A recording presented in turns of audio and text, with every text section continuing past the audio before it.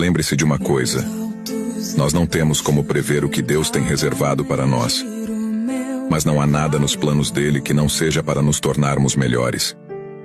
Confie na sua sabedoria e no seu amor infinito por nós. Saiba que cada desafio, cada obstáculo, cada momento de dificuldade é uma oportunidade de crescimento e aprendizado. Não se desespere diante das incertezas da vida. Tenha fé e confie que Ele está cuidando de cada detalhe. Lembre-se de que tudo o que acontece em nossa vida tem um propósito. Então, mantenha a esperança e a gratidão em seu coração. Confie em sua bondade e em seu plano perfeito, pois Ele sabe o que é melhor para nós. Acredite que no final, tudo se encaixará e veremos que cada desafio era necessário para o nosso crescimento espiritual e pessoal.